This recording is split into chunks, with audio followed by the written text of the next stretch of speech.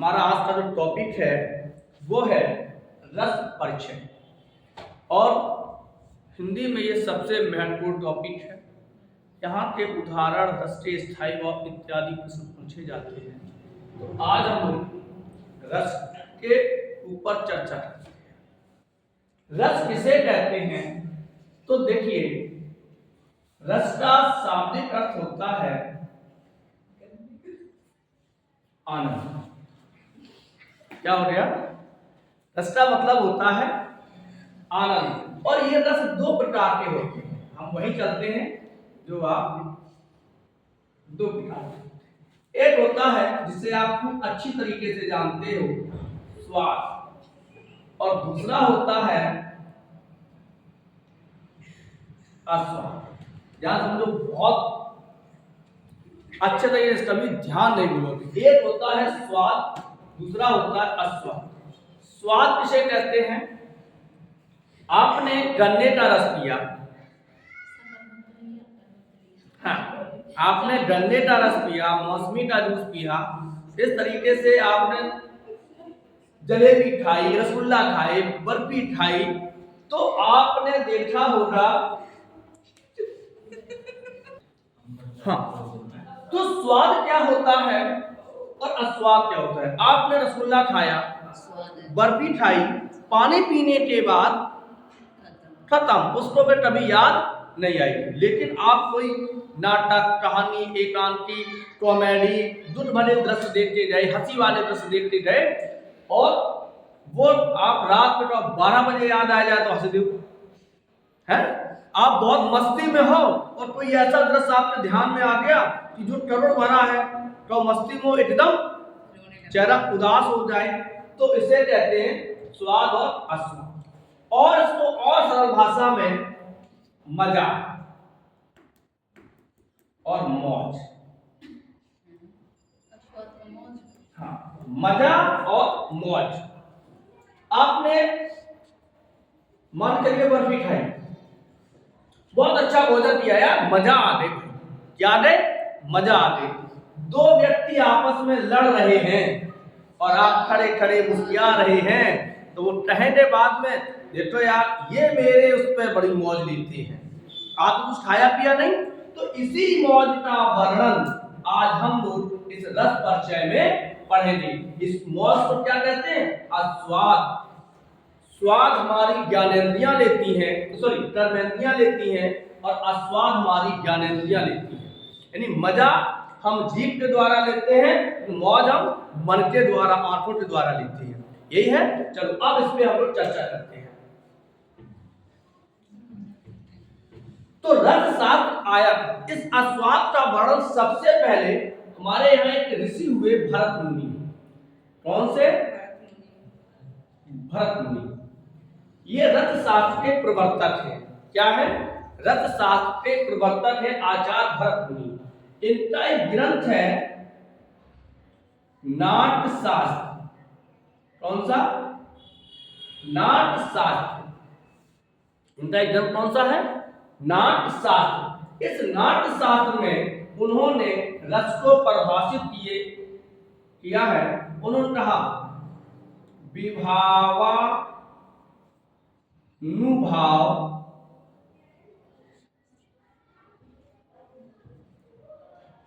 व्यभिचारी संयोगात् द्रस निष्पत्ति। अर्थात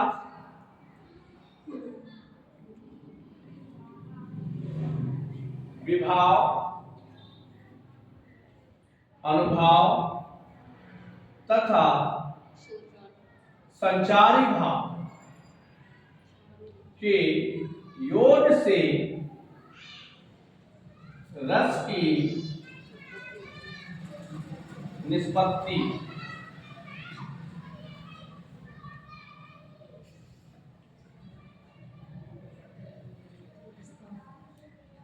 होती है। अब यहां से ही एक प्रश्न बनता है कि रस शास्त्र के प्रवर्तक कौन है? आचार्य भरत मुनि। इनका ग्रंथ कौन सा है? नाट्य शास्त्र। कौन सा है? नाट्यशास्त्र में रस की परिभाषा क्या दी? विभावा अनुभाव व्यभिचारी संयोगात रस निष्पत्ति, अर्थात विभाव, अनुभाव तथा संचारी भाव के योग से रस की उत्पत्ति होती है। अब थोड़ा और आगे बढ़ते हैं। रस सूत्र की व्याख्या करने से पहले हम रस सूत्र के व्याख्याता आचार्य भी जान लेते हैं। तो रस का शाब्दिक अर्थ क्या है? आनंद। रस शास्त्र के प्रवर्तक कौन है? आचार्य भरत मुनि। इनका ग्रंथ कौन सा है? नाट्यशास्त्र।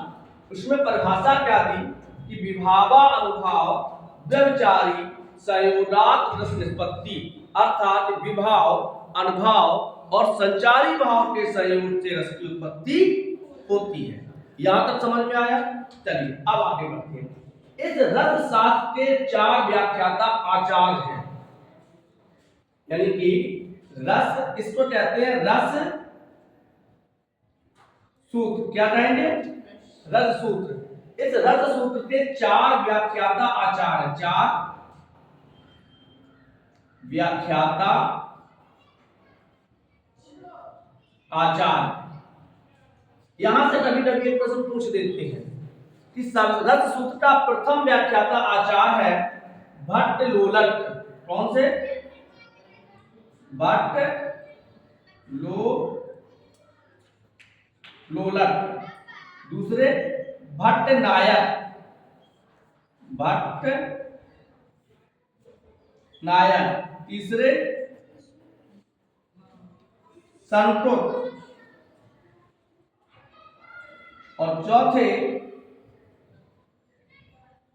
अभिनव गुप्त। इनका है अनुमतिवाद,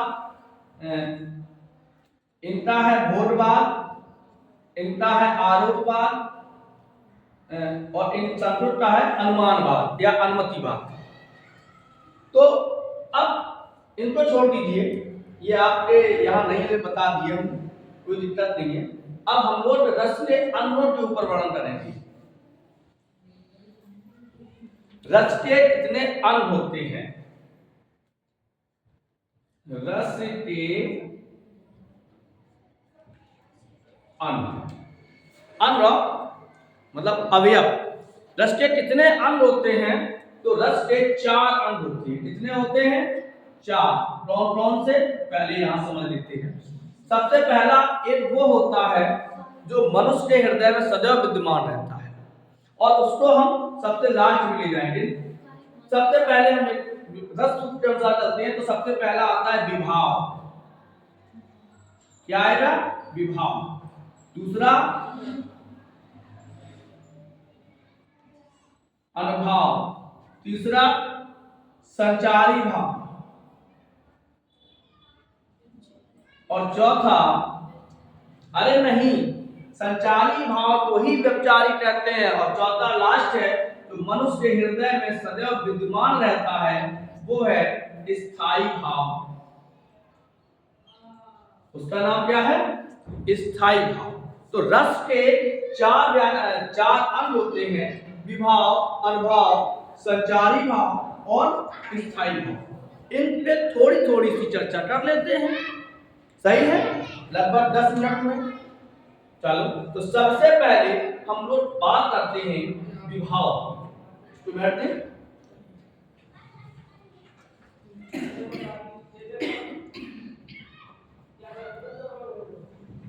विभाव क्या है?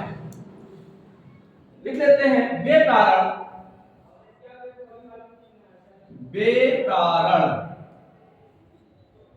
जो रस की उत्पत्ति में सहायक होते हैं। बेकारण जिनसे रस उत्पन्न होता है वो विभाव कहलाते हैं। देख लेते हैं, 2 प्रकार के होते हैं। एक आलम्बन विभाव, दूसरा उद्दीपन विभाव। विभाव रस की आत्मा है, ऐसे मान चलिए। काव्य की आत्मा यदि रस है तो विभाव रसती आत्मा है। यानी यदि विभाव नहीं होगा तो रस नहीं होगा, यदि विभाव नहीं होगा तो रस नहीं होगा। तो आलम्बन विभाव को हम दो भागों में और बांट देते हैं। एक होता है आश्रय और दूसरा होता है आश्रय आलम्बन, और दूसरा होता है विषयालंबन। एक आश्रय आलम्बन, दूसरा विषयालंबन। अब चर्चा करते हैं विभाव पे। एक उदाहरण समझा, पहले इसको समझ लेते हैं। आश्रय जिसमें रस की उत्पत्ति होती है वो आश्रय कहलाता है। विषयालंबन या आलम्बन जिसको देखकर रस की उत्पत्ति होती है वो भी आलम्बन। आलम्बन का मतलब आधार। उद्दीपन आलम्बन की चेष्टा जिससे रस और अधिक उद्दीप्त होता है। अब एक उदाहरण देखते हैं और यहां से हम रस के चारों अंग समझना ध्यान से। मान के चलिए यह एक सर्प है। क्या है? सुनो, एक सांप। अभी सांप यहां आके बैठ जाए, आप क्या करोगे? डरोगे? हैं? भैया किताबें समेटे हो, चलनी है। लेकिन नहीं, अभी हमने केवल सांप को देखा और ये हैं हम। हमने किसको देखा? सांप को। हमें डर लगा, किसको देख के डर लगा? सांप को। तो सांप हो गया, हमारे डरने का आधार क्या है? सर्प। तो सर्प हो गया आलम्बन। हम क्या हो गए? आश्रय। अब बैठे हैं, हिम्मत डांटें, बैठो रहे, परेशान। अब क्या किया? इस सर्प ने एक क्रिया की, क्या मारी? बहुत तेज से फुसकार। अब तक तुम जताते कि भैया बैठो रहा था परेशान। अब उसने क्या मारी? फुसकार मारी। फुसकार किसने मारी? आलम्बन ने। तो ये आलम्बन की क्रिया होगी, आलम्बन की चेष्टा होगी। तो जब आलम्बन की चेष्टा होगी, फुसकार मारना, तो हम बहुत ज्यादा डर जाएंगे। क्या करेंगे? तो आलम्बन की जो चेष्टा होती है वो होती है उद्दीपन। अब हम कहा भैया बैठे हो रहे यार, बाहर रहे हो जाए। अब हम क्या करेंगे? जो हम आश्रय थे, अभी तक हम यहां बैठे थे, हमने सर्प को देखा लेकिन हम बैठे हैं। सर्प ने एक चेष्टा की, बहुत तेज से फुसकार मारी, हमारे तरफ दौड़ा। तो अपना ठाड़े रहे, बनिए और द्वारे जाके हैं, कोई कप रहो हुई है, कोई डर रहो हुई है, कोई हंस रहो हुई है, हैं? कोई को तो बोल नहीं कर रहा हुई है, क्या हुई को आप बोल नहीं सकते। तो हमारी जो क्रियाएं हैं, हम कौन है? आश्रय। हमारी जो क्रियाएं होंगी वो कहलाएंगी अनुभाव। क्या कहलाती है? अनुभाव। देखो कितना सरल है कि हम आश्रय हो गए, हमने सांप को देखा, हमारे डरने का भय रस हो गया, भयानक रस है कि हमारे डरने का आधार क्या है? सर। अब यहां दो प्रश्न पूछे हैं। आलम्बन की चेष्टा या आलम्बन की क्रिया क्या कहलाती है? उद्दीपन। और आश्रय की क्रिया क्या कहलाती है? अनुभाव। तो ये था विभाव। अब बात करते हैं अनुभाव की। जो हमारी क्रियाएं होगी, वो हमारी क्रिया कौन कौन सी होगी उसको पहले समझते, फिर हम बाद में लिखाएंगे आपको। अब बात करते हैं अनुभाव।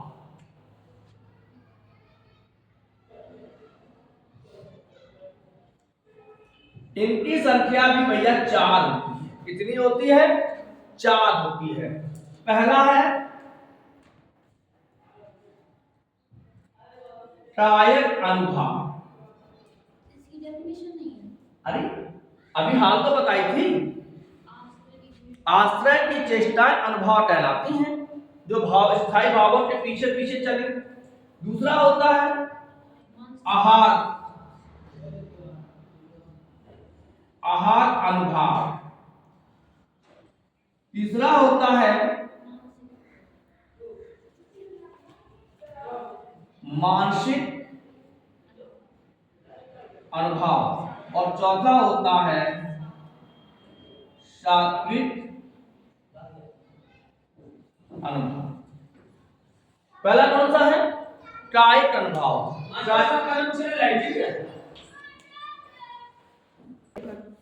हाँ, तो कायिक अनुभव क्या होता है इसको देखते हैं। काया धन एक। अच्छा, काया माने क्या होता है? शरीर। शरीर से संबंधित चेष्टाएं। याद करो, हम लोग जब छोटे छोटे थे, कक्षा प्राइमरी में या पढ़ते थे और बहुत छुट्टी लाना है तो लगी, तो ये क्या है? ये कायक है। अच्छा, कभी कभी क्या होता है कि हम लोग जैसे बैठे हैं, किसी ने नेत्र मटकाना, भौं चलाना, इशारे करना, मुंह बिरवाना, ये क्या है? ये कायक अनुभव है। अब ये वीडियो आपने देखा होता है, एक वो लड़की एक भौं चलाती है, ऊपर नीचे करती है, ऐसे ऐसे, तो वो क्या है? वो कायक अनुभव है। हाँ, तो काया से यानी ऐसे अनुभव जो हम शरीर के अंगों द्वारा प्रकट करते हैं उसे कायक कहते हैं। इसे हम आंगिक अनुभव भी कहते हैं। क्या कहते हैं? आंगिक अनुभव, जो हम शरीर के अंगों से प्रकट करते हैं। फिर आता है आहार अनुभव। ध्यान रखना, जहां हम, आहार का मतलब क्या होता है? वेशभूषा, शरीर की कृत्रिम वेशभूषा यानी पहनावा, शरीर का कपड़ों का पहनावा। वो पता चलो कि गुरुजी आए, एक पूरी शर्ट यंत्र तक, एक यंत्र, एक आंख पर कजरा, एक में है ही नहीं, है, और चले आए, तो आपने जैसी देखा तो पहले मुस्कुराओगे, क्योंकि हमारे मुस्कुराने का आधार आप पे क्या है? हमारी वेशभूषा।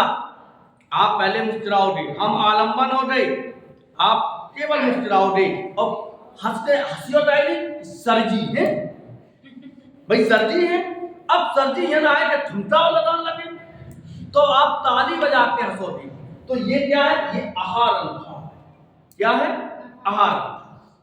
हम जिसको आपने देखा, हम आलम्बन ही रहेंगे और आपका ताली, मेरी चेष्टाएं उद्दीपन होगी, आपका ताली बजा के हंसना क्या होगा? अनुभव, आहार। मानसिक अनुभव, बहुत ज्यादा दुखी हो, बहुत ज्यादा परेशान हो, बहुत ज्यादा पड़ोसी मर गए, बड़ी प्रसन्नता है कि ताली बजा के हंसें, लेकिन लेकिन अब समाज के भाई से क्या करोगे? उसके दरवाजे जाओ, भैया कभी आपने देखा, एक बिल्कुल सीधे कि यदि आपका मन दुखी है तो आप कितने भी डीजे पे डांस करने की कोशिश करो, जो बता देंगे यार मजा नहीं है, और आप कितने भी आप प्रसन्न हैं तो कितने भी दुखी होने की कोशिश करो, तुम चुप रहो, अरे भैया अरे तुम्हें बड़ी खुशी होती, तो वो मानसिक अनुभव। फिर आता है सात्विक अनुभव, यानी शरीर की स्वाभाविक चेष्टाएं, शरीर में होने वाले स्वाभाविक चेष्टाएं, वो इनकी संख्या होती है 8। कितनी होती है? 8। देखो इसको सुनते हैं।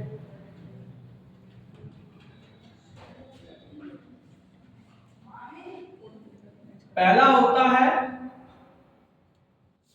कंप। कंप का मतलब होता है कांपना। सर जी सात्विक में बता दिया। हाँ, कंप का मतलब होता है सात्विक अनुभव। सात्विक अनुभव संख्या 8। पहला है कंप। कंप माने क्या होता है? कांपना। जैसे आपने टाउन पर गोली मारी और फायर मिस रपटा पे हो, सर्दी में पाए पर जाए, चला चला ठेला के नीचे आ जाओ, ठेला जोर से धर तो क्या करो? कांप। एक तो सर्दी में कांपा और एक गर्मी में कांपा, भय से, अत्यधिक भय से, अत्यधिक खुशी से। अब कोई आ जाता है कल तुम फलाने नियम, कल तुम मन ज्वाइन करियो जाए, कल तुम मन ज्वाइन करियो जाए, क्या होगा? खुशी के मारे कांपने लगे, कंपन। वैवर,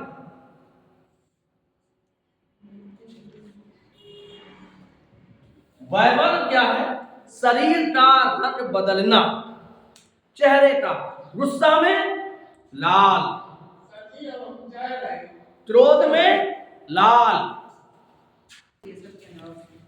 शर्म में लाल, मैं भय शर्म से लाल, एक गीत आता है। और भय में पीला, और मोड़ा पीरो पर डर के मारे। तो अत्याधिक भय, क्रोध से चेहरे का जो रंग बदलता है उसे हम वैवर कहते हैं।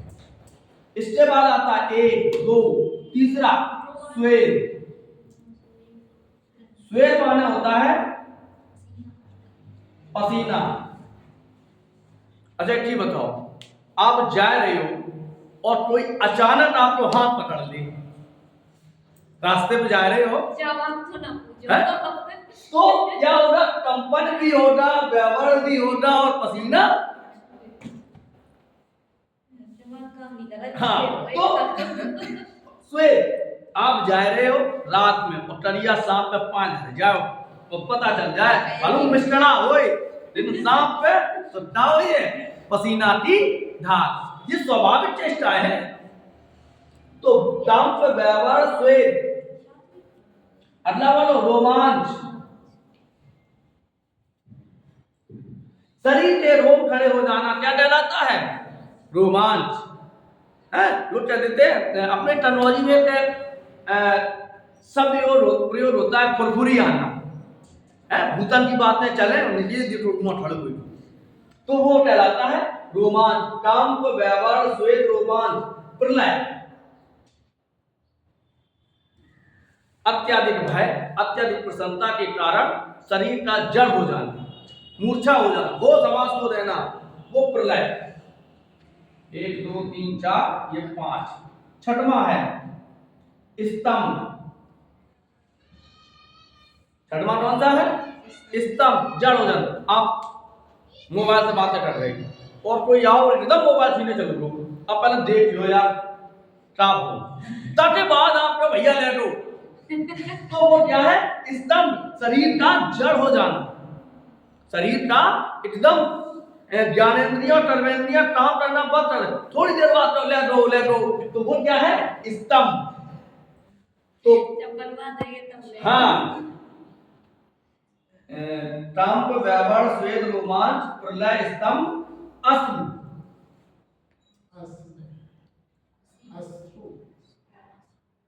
आंसू, अश्रु का मतलब आंसू।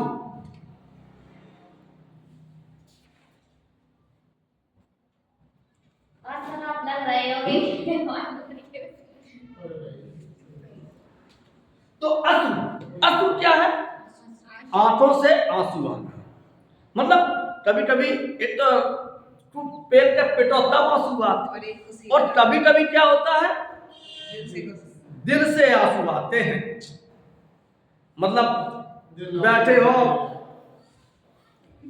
है तो अश्रु किसी के उद्वेग की जो किसी अनिष्ट या शंका, किसी दुख, व्योध, ताड़ना, त्रास इत्यादि के कारण शरीर में जो उद्वेग होता है उसको हम अश्रु कहते हैं। इसके बाद आता है लास्ट, कौन सा होगा? स्वर भंग, घबराहट में बोल ना टलो। हमने भी बताया था एक उदाहरण कि आप देखो, अब 8 क्रियाओं को देखिए। आप किसी सुनसान रास्ते से जा रहे हो, इमेजिन कीजिए कि आप किसी सुनसान रास्ते से जा रहे हो और शाम होने वाली है, हल्का हल्का अंधेरा हो गया, और किसी ने आते आपका, पहले तो रास्ते में एकदम खड़वा भरी आवाज हुई, कंपन, तो पहले कंपन, फिर भय, के बाद अब कोई आए तो पीछे से हाथ पकड़ ले, तो कंप, वैवर, सुहेद, रोमांच, हदियता वेदो, प्रलय, वो समास को कोई दो, स्तंभ, जड़ होए खड़े दिया, क्या करें? और फिर आंसू। अब चिल्ला नहीं पा रहे कि बचाओ। तो इसे कहते हैं हम स्वरबंध। ये अनुभाव है और ये सात्विक अनुभाव है। इनकी संख्या 8 होती है और अनुभावों की संख्या 4 होती है। कल हम लोग पढ़ेंगे संचारी भाव। अगर समय हो तो मैं 2 मिनट में पढ़ा देता हूँ। चलो संचारी भाव अपना लेते हैं, फिर कल से हम बस चलेंगे। हाँ वो बैठी है ना, कल पढ़ा देना, दीदी बैठी है। आज करे सो काल कर, काल करे सो परसों। और जल्दी जल्दी क्यों पढ़ते हो? अभी पढ़ी है परसों, इस पे नहीं छोड़िए। कल आज काल करे सो आज कर, आज करे सो अब, पल में प्रलय होगी बहुत तरह देता। तो संचारी भाव क्या है? जो हर रस में संचरण करता है उसे संचारी भाव कहते हैं। ये तो बहुत सरल उदाहरण दे दें 2 मिनट का। पहले तो इनकी संख्या होती है 33। ये क्या होते हैं? देखो एक बहुत अच्छा उदाहरण है। अच्छा कभी बिटिया की विदा देखी? एक तो ब्याह की विदा होती है और एक शादी के बाद महीना 2 महीना 4 महीना 5 महीने के बाद या 1 साल बाद विदा होती है। और लड़की जब भी मायके से चलती है और माँ जब गले लगाती है तो अचानक उसके आंसू आ जाते हैं, आते हैं। ये मतलब स्वाभाविक स्थिति है असली। अब वो संचारी भाव कैसे है कि मम्मी से चिपट कर खूब रोई, हाय मम्मी हाय भैया, और जैसे ही गाड़ी पे बैठ कर 4 कदम चली, भैंसिया दूध दे दो, वे पैसा दे रही थी। देखो वहां पे क्या है, अब हंसी मजाक सब होने लगी, लेकिन तौरे में नहीं आगे बढ़ी अम्मा, काहे बिटिया जाए नहीं, बिटिया उतरी, चिपटी और घर रोने लगी। तो वो क्या है? संचारी। उसे क्या कहते हैं हम? संचारी भाव। जो हर रस में संचरण करता है उसे हम संचारी भाव कहते हैं। इनकी संख्या 33 होती है। ठीक है, आज के लिए इतना। कल फिर संचारी भाव पे थोड़ा सी चर्चा करेंगे और कल हम लोग चलेंगे रस के भेद। तब तक के लिए राधे राधे।